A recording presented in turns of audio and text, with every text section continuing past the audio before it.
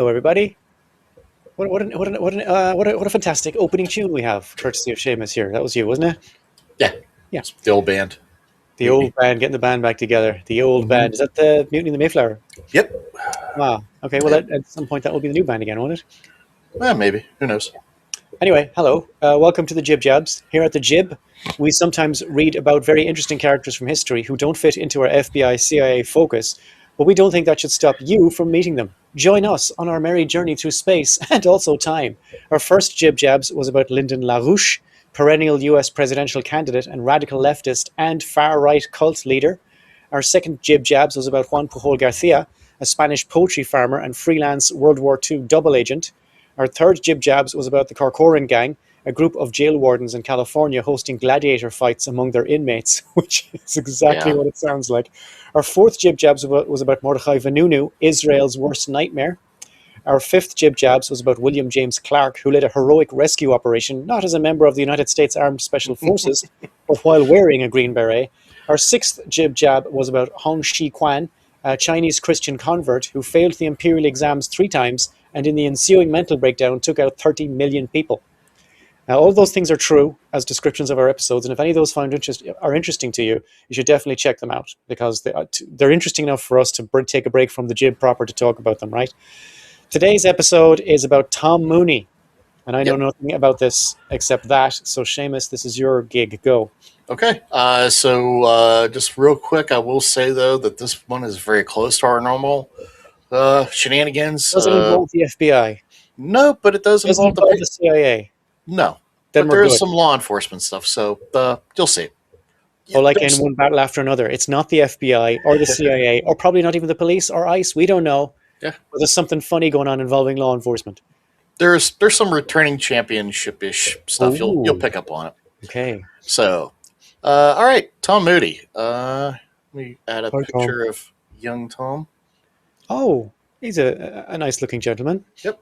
I'd trust him with a child. All right, 1882. Is this going to bite me on the ass, by the way, later in the episode? No. Okay, good. I don't think so. December 8th, 1882. Tom Mooney was born from son of Irish immigrants in Chicago. Irish name, yeah. Yep. Mooney's father was a coal miner who died from TB at 36. Oh, dear. Tom, I think, was 14 at the time, maybe? Oh, that's not good. Yeah, so he was still young. When he was 14, he started working at a local factory. And the following year, he was apprenticed as an iron molder. In 1902, joined the International Molders Union. An international what? Molders Union. What's that? What's that? What do you iron molder? Iron molder. What's an iron molder? So they would work the pieces of iron into a certain shape. Oh, like a shaper, like an iron shaper. Yeah. Okay. When he saved enough money, he went to Europe, visited Ireland, England, France, Belgium. Went to the boots, all the happy stuff. Cool. While in Rottingham, the art museum there, he met Nicholas Klein, an American who was in Europe for the International Socialist Congress. Oh, I like this already. By the time he returned to the U.S., he was a committed socialist and had been reading Karl Marx on his way back. In March 1908, Mooney found work as an iron molder in Stockton, which I believe is California. Yes. Soon afterwards, he joined the Socialist Party of America, played an active role in the presidential campaign of Eugene Debs. Debs, yeah, I know Eugene Debs. Hero. That's another picture of. You could already see the serious eyebrow game forming. I would not trust that man with a child, but as it turns out, I could have. Yeah. There he is, Debs on the train there, and Tom's the second from the right. Point out Tom on your second from the right. I don't know if you can on the bottom. Bottom, yeah, right there. Oh, him. Okay, and show me Debs. Debs is right there. Perfect. Thank you. Yep. All right. So after an successful campaign, Mooney returned to Chicago, where he spent 12 hours a day in the reference library reading books on socialism. So he's getting serious. Yeah. 1909, he found work in Idaho at an iron foundry. Yeah. Following the year, he represented his party at the International Socialist Congress in Copenhagen and met with leaders of the Labour Party in England. Okay. In turn, he settled in San Francisco, where he became a member of the IWW, the International Workers of the World, also known as the Wobblies. Okay. Fucking heroes. Over the next few years, Mooney became friendly with some of the IWW leaders, such as William Big Hayward, Mary, aka Mother Jones, Elizabeth Gurley Flynn. Okay. Mooney married Renee Herman in 1911. He then started publishing The Revolt, a socialist newspaper in San Francisco. The paper was a great success and acquired circulation in 1500. Yeah. Mooney also ran as the Socialist Party's candidate for sheriff. Have you read Mark's book, Seamus? Which one? The Communist Manifesto? Yes. It's difficult. Once you've read that book, it is quite difficult to go back to the life you had before. Yes. Yes. I mean, You see it everywhere. Like, yeah, you see it everywhere. Workers being taken advantage of. And, like, if you guys just work together, that'll be the end of it. Yeah. Yeah. September of 1913, Mooney was asked by Edgar Hurley, a local trade unionist, to carry a suitcase from Oakland to Sacramento. Okay. What's in the suitcase? Thank you. Mooney had been set up by Martin Swanson of the Pinkerton Detective Agency. Returning champions. There you are.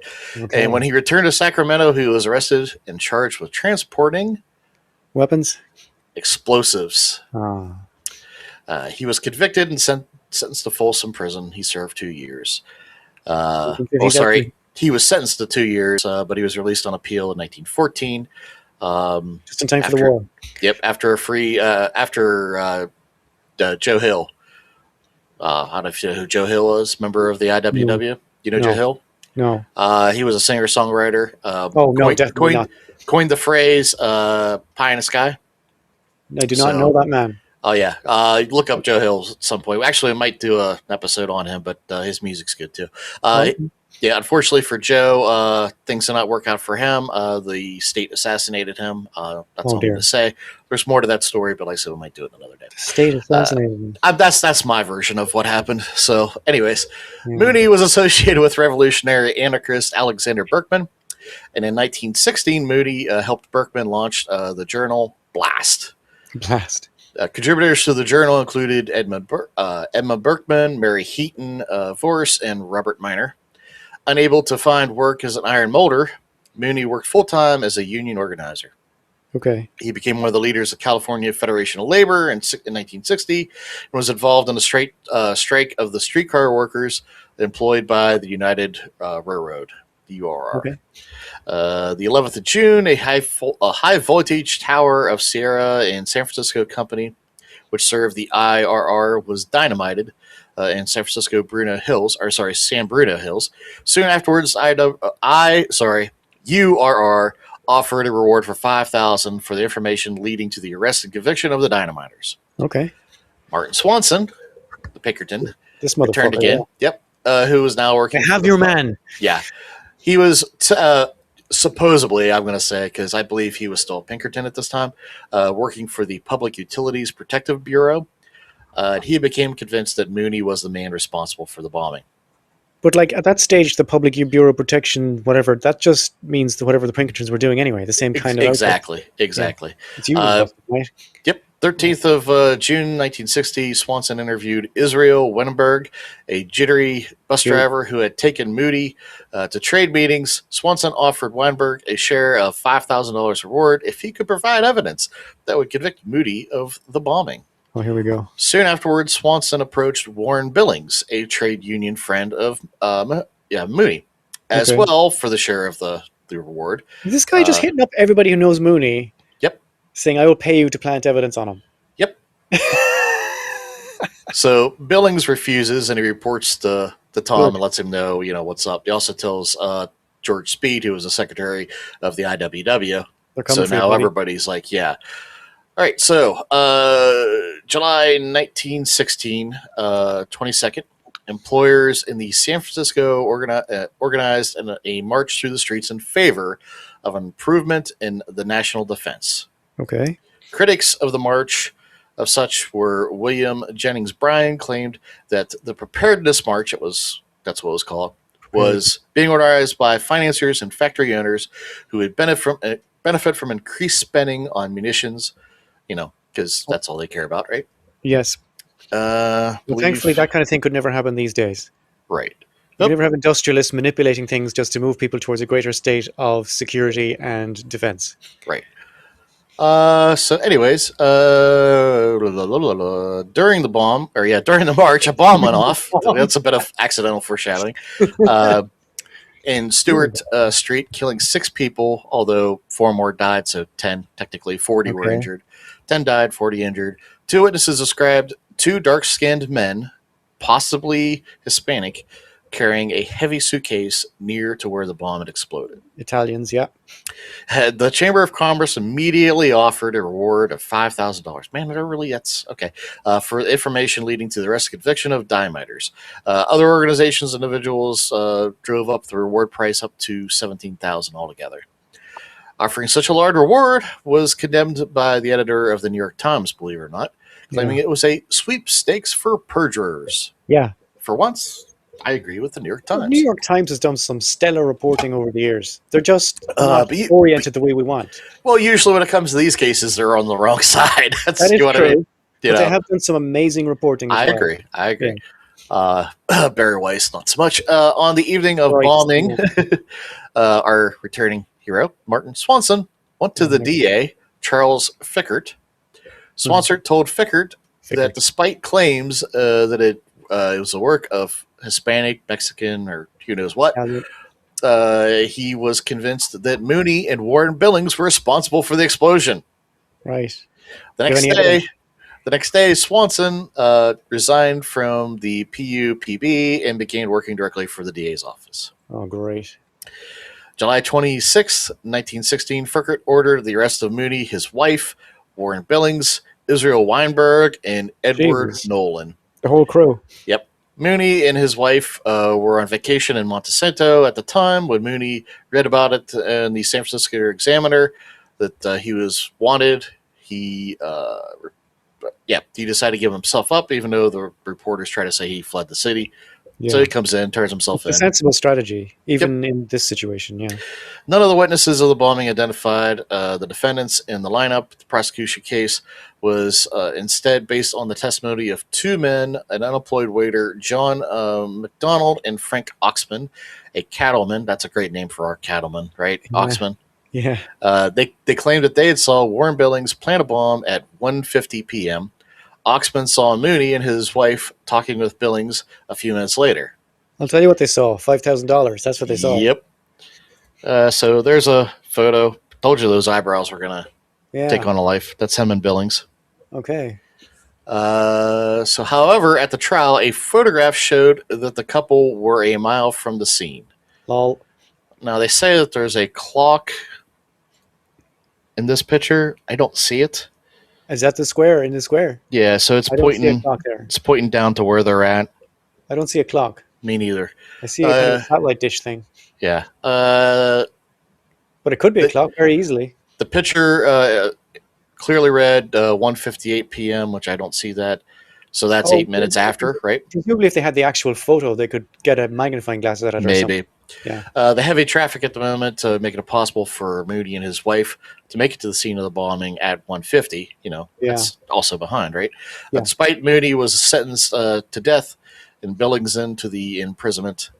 Now, if you look here, that's supposedly where the bomb was dropped from. So that's supposedly from a movie or from a window. Wow. So it's in another area. Man, these guys are all over it. This is just evidence after evidence, isn't it? Yeah. Yeah. So despite that, Mooney was sentenced to death. Billings, life imprisonment. Renee Moody and Israel Weinberg were found not guilty. Edward Nolan was never brought to trial. Check out the flag. It doesn't have Hawaii or Alaska in it yet. Right? A large number of people believe that Billings and Mooney had been framed. Bum, bum, bum. Those involved in the campaign to get the release included. This is a long fucking list. I'm only going to try to hit the ones that are, that big. I might recognize. Yeah, George Bernard Shaw. Oh, I know George Bernard Shaw. He's Irish. Samuel Gompers, Eugene Debs, John Dewey, John Haynes Holmes, Oscar Garrison Villard, Upton Sinclair, I know Sinclair Upton Sinclair. Lewis. I have Sinclair. I have two of those guys' books. Upton Sinclair's book and I have a Sinclair Lewis book. H.L. Mencken. H.L. Mencken. I have one of his books inside of my book. There you go. James Larkin, James Cannon, William James Larkin Forster, is Irish. Alexander Berkman, Emma Goldman, Emma Big Goldman, we know. Haywood, Arturo Giovantes, and Robert Lovett. I We said I know. kind of We know trimmed about this. down We that. It know was a longer list. Moody's defense team complained. James Larkin is an Irish civil rights worker, civil rights labor activist. Okay, I know you were talking There's a about now. statue of him at the top of O'Connell Street. We call him Big Jim in Ireland. Yep. James Larkin. Well, isn't there some issues with them too? Who? Larkin. Was there some issues with them? Issues. Basically, some parts of the country would mention that name without being, possibly hit. He's the hero to our people, Seamus, please. Okay, I just thought maybe I'm confusing him with somebody else. No, you might be right because this is Ireland, but okay. We call him Big Jim anyway. I think we're talking about the same person. But anywho, so they complained about the method of selecting the jury.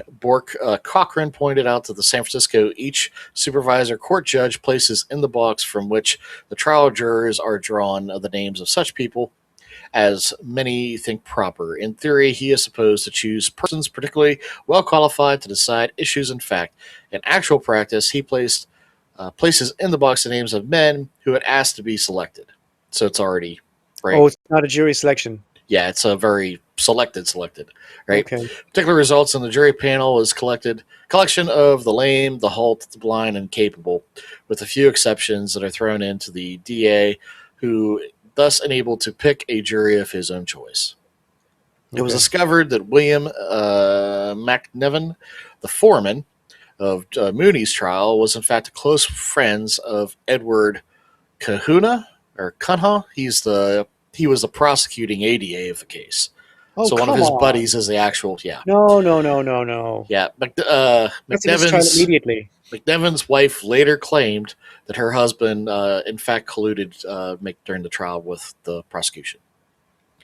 Yeah, the American government also became concerned about Mooney in Billings' case, the Secretary of Labor. Constitutional. We have amendments in the Constitution specifically to stop that. Yep. William Wilson delegated John Densmore, whenever he wasn't playing drums for the Doors, the director of the General Employment, to investigate the case. By secretly installing a dictaphone in the private office of the DA, they were able to discover that Mooney and Billings had probably been framed by Firkin. Jesus, they had dictaphones in 1916. Yeah, I was kind of surprised by that too, right? Yeah. The report was leaked to the Fremont Order, who published it in the San Francisco Call in November. What's Fremont Order? Huh? What's a Fremont Order? I'm not sure. It must be another publication. Oh, okay. I'm not familiar with that. November 1917, this gets published in the San Francisco Call. Mm-hmm. There were protests all over the world. President Woodrow Wilson called for William Stevens, the governor of California, to look at the case. 2 weeks before Mooney was scheduled to hang, Stevens commuted his sentence to life. They're going to hang him? Yep. And who sentenced to life? He commuted his sentence to life? Yes. Wow. And he's in San Quentin at this time. So that's not an easy prison to be in. Okay, well, we're going to hang you, but now that the trial turned out to be a joke, we're just going to sentence you to life, is it? Yeah. Soon afterwards, Mooney wrote to Stevens, "I prefer a glorious death at the hands of my traitors, who you're included, to a living grave." So basically, it was kind of like a fuck you. Yeah.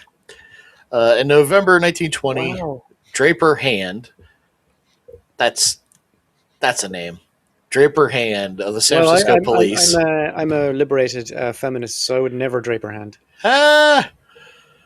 So he went to the mayor, James Randolph, and admitted that he had helped Firkert and Swanson to frame Mooney. Yep. Oh, Hand also confessed that he had arranged for John McDougal to get a job where he began threatening to tell the newspapers if he lied in court about Mooney and Billings. He went to the mayor and said, "I set him up." Yep. Or I was involved in the setup. Yep. Holy shit. Mooney's defense team commuted a sentence, of course. Yeah. Mooney's defense team now began searching for McDonald. He was found in January 1921 and agreed to make a full confession. Cool. He claimed that he did see 2 men with large suitcases, but was unable to get a look at them. Italians, yeah. He reported that the incident to DA Mario Luigi. Firkett, who had asked him to say that the men identified to be Mooney and Billings. So he The just straight DA up, directly asked yep, him. yep. Holy shit. Firkett Usually said, they hire a guy to do that. right? Firkett said that if he did this, quote, I will see that you get the biggest slice of the reward. Oh, fuck off. That's not even subtle. Yeah. You're supposed to hint at it. You're supposed to say like, "Hey, we take care of our own." You're not supposed to say, "I will give you money." Yeah, right? What a fool. Later, Oh my two god, this guy was witnesses, going to hang Seamus. yeah. Oh my god. Later, two witnesses, Edgar Riggle and Earl Hatchman, came forward and provided evidence that Frank Oxman was 200 miles away during the bombing and could not identify or witness what he had claimed in court. So their witness is gone. We've already got proof that they've, absolutely framed this person up. I mean, it's not even close, right? But he was able to identify Benjamin Franklin's face 500 times. Oh, yeah. February 1921, John 100 times. McDonald confessed that the police had forced him to lie about the planting of the bomb. Oh god. Despite this new evidence, the Californian authorities refused a retrial. What do you mean they refused to retrial? They refused a retrial. On what basis? After the publications of the new evidence, it was generally believed that Firkett and Swanson had framed Mooney and Billings. Yeah. However, Republican governors over the next 20 years, William Stevens, Fred Richardson, Clement Young, James Rolfe, and Frank Merriman all refused to order the release of the two men. Do you know why? Because they were Republicans and didn't like socialists. No, but that's I think that's really the reason. I don't think there's another reason. That's back when Republicans, they're not the regular Republicans, so they're like Well, 60 Republicans. Yeah. They're supposed to be like Law and Order guys. Yeah, well, yeah, that works out well now, right? Yeah. The international campaign for Free Mooney and Billings continued. So you can see we got a lot of barn burning there to try to rally up some support. Now, Tom's mom, the county Mayo born Mary Heffernan, sorry. Irish. Yep. Who often was seen wearing a sash reading, "My son is innocent." Of course. There she is, yeah. Though in her late 60s and in poor health, Heffernan threw herself headlong into her son's defense, traveling across the country, speaking to large, boisterous crowds, advocating for his release. Soon after gaining international fame as Mother Mooney, portrayed around the world as the militant mother of an justifiably convicted son. Yeah. Mother Mooney embraced the cause and other people's wrongly incarcerations. She began to be a symbol of a broad campaign for political prisoners around the world. She went to Europe, spoke with people in London, Berlin, Moscow, and such, demanding the immediate release of her son and also for those people that would be unjustified incarcerated there. She also spoke out for the wrongly convicted black folks in Alabama. There was teenagers facing execution, and she spoke out adamantly for their defense as well. Yeah, good. Her son, incarcerated in San Quentin Penitentiary, were a host of celebrities who came to visit him, including leaders of the Irish activist movement, trade union Jim Larkins, feminist Hannah Sheehy Skeffington. Oh, Hannah Sheehy Skeffington. Yep. Yeah, I know Hannah Sheehy Skeffington. And then in 1932, Los Angeles Olympics became a scene of agitation for Mooney's release, where protesters were wearing Free Mooney placards, invading the running track at the LA Coliseum. So, people look at this. What this poster says: "Free all class war prisoners." Yep, that's pretty much the way it is, isn't it? He's a class war prisoner. Yeah. Yep, that needs to be everywhere. Yeah. In a survey carried out in 1935, it was discovered that Mooney was one of the 4 best-known Americans in Europe. Want to guess who the next 3 are? Really? Yeah, 1935. 1935. Hoover. Nope. Would it be Rock? Not the president. Yes. Who's the president in 1935? Truman. No, FDR. This is 35. Truman wasn't until 45 or 44, maybe. Oh, FDR did 3 terms. Yep. Yeah, never mind. Sorry. Go on. Okay, so FDR is one of them. Yep. Tom Mooney. Yep. Probably a movie star. Nope. No movie stars. Any rock stars? No. Okay, so Americans. Top 4 Americans, 1935. I would not want to be listed with these next two people. They're bad people. Yeah. 1935. 1935. Yeah. What was going on in the 30s that was bad? The Depression. The Depression. What else? The Hitler stuff. Yes. Oh, what's the Ford? Henry Ford. Yes. And Walt Disney. Close. Lindbergh. Oh, Lindbergh, yeah. Yeah. You said Nazi, and the first thing I thought was Henry Ford. Right. That's not a good sign of Henry Ford, is it? No.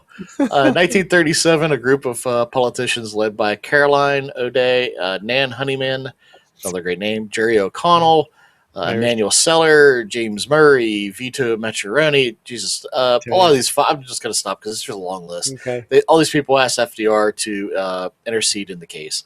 1935. I would never put FDR down for 1935 president. God, I need to get my shit straight. Roosevelt declined Murray and O'Connell.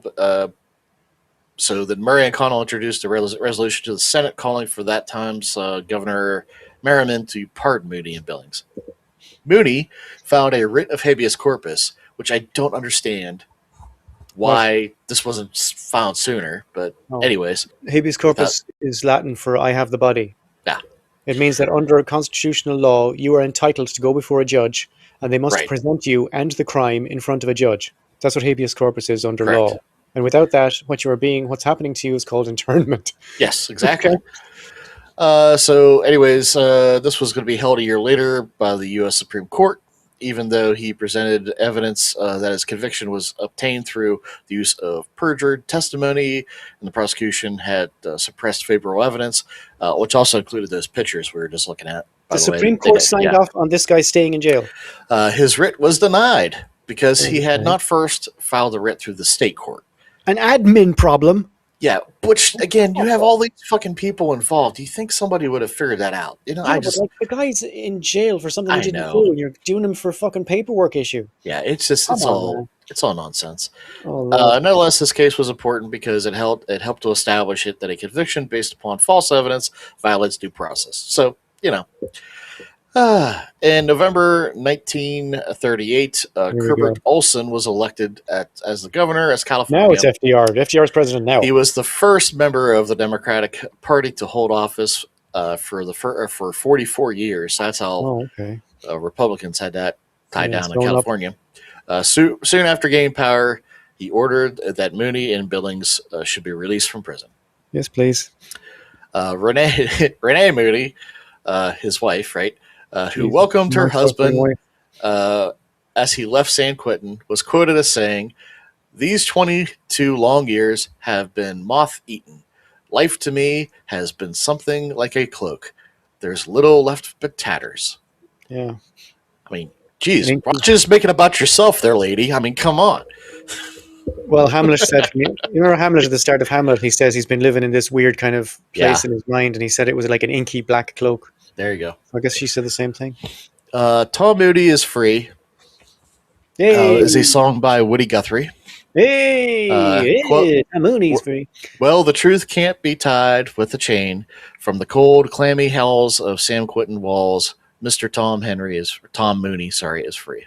Well, the truth can't be tied. Yep. All right, so I got a short. Wait a minute.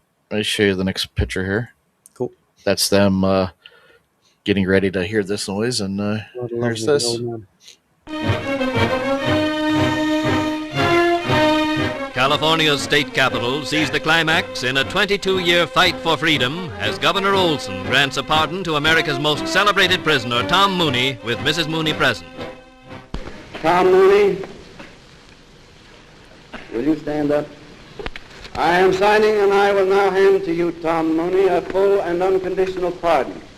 I will instruct Warden Smith to release you to the freedom which I expect you to exercise with the high ideals I have tried to indicate.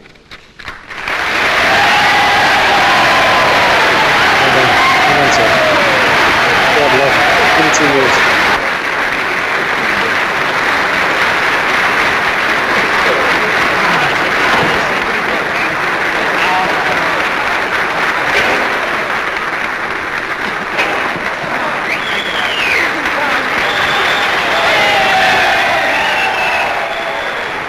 Your Excellency,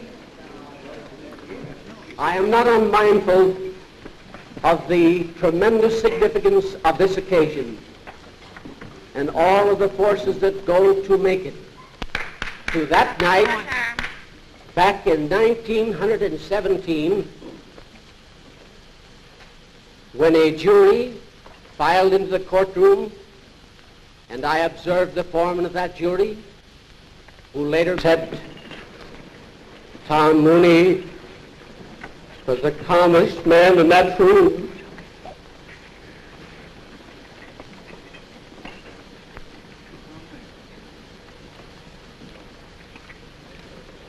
I am not unmindful of the fact that this case is in reality not the case of an individual charged with a crime of murder. I know that it symbolizes our whole economic, political, and social life and all of the forces that go to make it up. I thank you, Governor Olson. Today, after nearly a quarter century, Mooney's fight for freedom is won. Yeah, so he got out. What did the guy say about him? That he was the calmest man in the room? Yeah, that's what the juror said, I guess. Okay. So, Oh, he is there. All right, Tom. yep. Again, the eyebrows, man. I'm telling you. Yeah. A crowd of 25,000 greeted Mooney in San Francisco. Over $20,000 in debt. Mooney planned a lecture tour on merits of the New Deal, trade union rights, and the dangers of fascism in Europe. We won't have to worry about that again. No. However, he was a sick man, and a month later, after being released from prison, he had an emergency operation to remove his gallbladder. For the next 2 years, he had 3 more operations and spent most of his time in hospital. Okay. Tom Mooney died 6th of March, 1942. Okay. So he got out, but didn't make it very long. Well, he understands at least that he's the spearhead of a movement. Yeah. It's not just him. Most of this I took directly from an article written by John Simpkin, but of course, I think it's something for Spartacus Educational. So. No, I am Spartacus Educational. Nice. So that's the story of Tom Mooney. Pretty fucked up, huh? 22 years. 22 years. Robbed him his entire life. But they knew all along that it was bullshit. Yeah. And I meant to look up Billings and I forgot. I feel bad. Sorry for him too. Like a lot of the stories you wrote scripts for me that I didn't know about. A lot of the time when it hits federal, it kind of stops. Right. That didn't happen this time. Nope. The Supreme Court signed off on it. Yeah. That's weird. I mean, I think a Supreme Court now would just kind of ignore the admin issues. And I don't know if not the Supreme Court. I think they might, because the Republicans. Republicans still kind of have a kind of like Antonio Scalia would always be constitutional. Regardless. Honestly, he would actually not fit in this court because I think he is evil fucking piece of shit. He was. I think he would have let that guy go because of constitutional issues, not because he liked him. He was more like a rule of law kind of guy than the ones that are in there now. The ones that are in there now, they're all party lines for the most part. Yeah. It's really fucking gross. But like, I don't like Scalia, but I think he would have let. I don't. Go. Yeah, Hmm. Yeah. It still makes it weird that him and Hitchens hang out. That's so fucking weird. Anyways, not as weird as fucking Noam Chomsky and Steve Bannon. Yeah. Okay. All right. Yeah. Exactly. Holy hand grenade. Yeah. Oh my gosh. Yeah. Again, we mean you were like minds about that. Yeah, I've lost all respect for Steve Bannon. Oh, Epstein. Him and Epstein, that's terrible. Oh, fucking Bannon. Jesus Christ. I know, yeah. That did it worse. Yeah. So. And I'm glad you kind of were with me on that because I thought I was having a bad feeling, but apparently you were in the same boat. So, yeah. All right. Well, that's our show, folks. All right. Not sure what's coming up next, if it'll be another JIBJAB or CIA, right? We don't know what's going to happen. It's going to be a magical time for all of us. That's right. All I know is that over the Christmas period, I have reduced my word count because I've been working on this other thing I told you about in the last episode. The live episode. Yeah. Yeah. That's reaching a place now where I feel like I can actually sell it to somebody. Nice. So we're going to see. It's 6,000 words of basically they're going to call to my house and shoot me in the head. And I'm okay with that. I deserve it. But if you hear, I am not suicidal. All right, and all the windows in my house are at ground level. Okay, so let's just get that out there. And you're gonna put me in the will, right? I'm getting everything, right? I don't have any assets. Damn it. Okay. Okay, I have to make a call. Never mind. He doesn't have any assets. Alrighty, folks. Thanks again for checking us out. Hopefully you enjoy this like the other ones. And we'll See you in 2 weeks. Bye.